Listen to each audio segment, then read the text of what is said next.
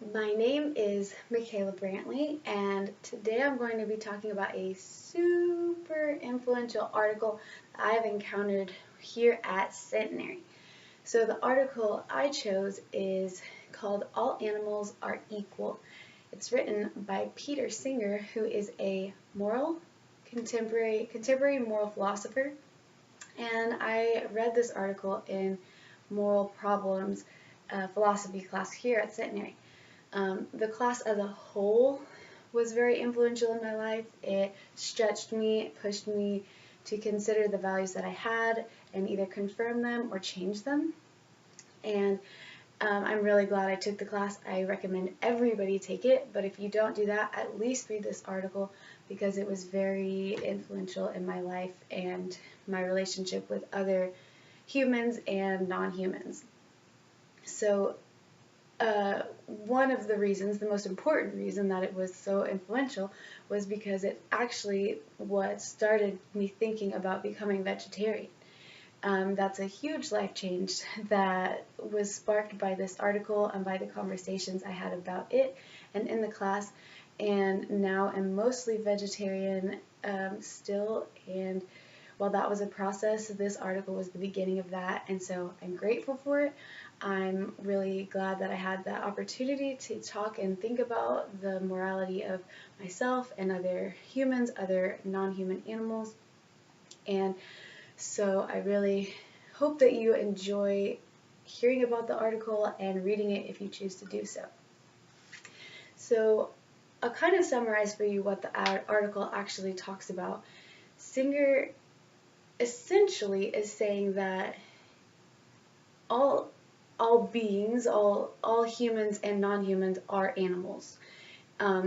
Separating ourselves from animals is an easy way to justify the treatment that we do to them by eating them and testing on them and torturing animals. So basically we are all animals, humans included, and that we should be shifting the way that we think about and interact with non-human animals. The way that he does this, he does a couple things. First of all, he uses arguments that already are in existence, fights for equality that are already happening, most importantly for racial equality and for gender, sexual equality.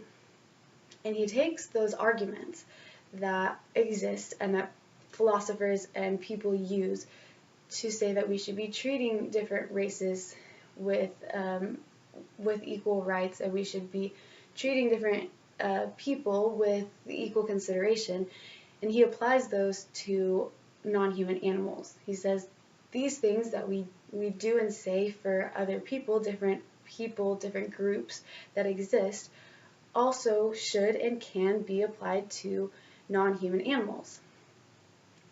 Now, that might seem far-fetched for some of you, so I'll explain to you kind of what he says about this. What he's rooting for, or thinks is the right way to go morally, is for an equality of consideration. This is different than equality of rights. And this is true even for humans. It's inaccurate. It's just not true to say that all people are equal. Different people have different abilities, different strengths and weaknesses, different groups, even if you look at them at a higher level than just the individual. Groups have different abilities, and it's seen in fact. It's just the way that it is. But we don't always consider those in the individual arguments themselves. The example Singer gives is in the fight for abortion.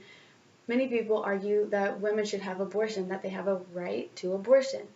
But we don't talk about males' rights to abortion because that needs no consideration. In normal, everyday life, that's not something that can happen. So considering it is unnecessary and a waste of our time.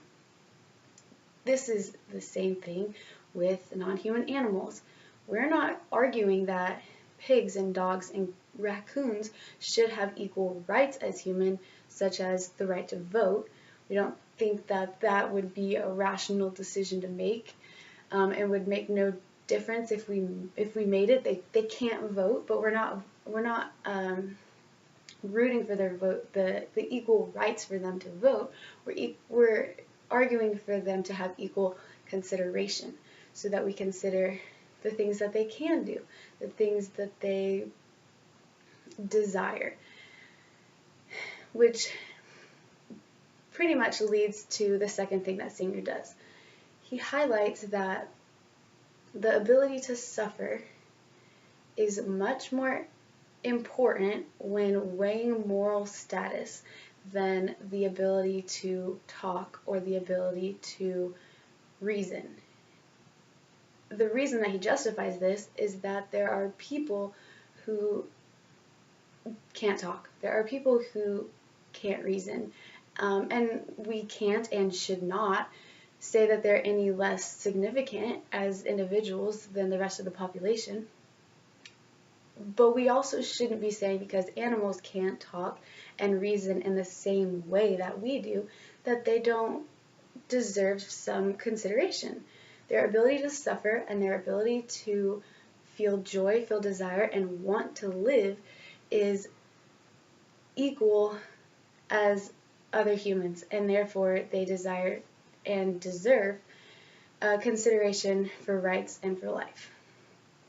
Basically, the way that humans, most humans, not all humans, act and interact with animals is speciest, just as acting in a negative way towards a group of people based on skin color or a gender is racist and sexist.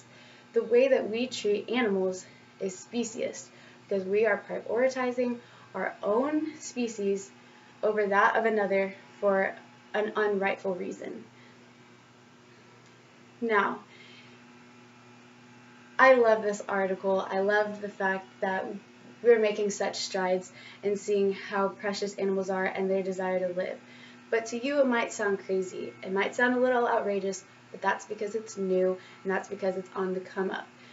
I beg you to remember, one day it was not crazy to have slaves and for women to be stuck in the kitchen. Thankfully, we're making strides. We're getting away from that. We still have room to go, but that's unheard of for the most part nowadays. So I hope that eventually we get to the place where we can appreciate animals and give them an equal consideration. And I hope you enjoyed this article that I loved so much. Thank you.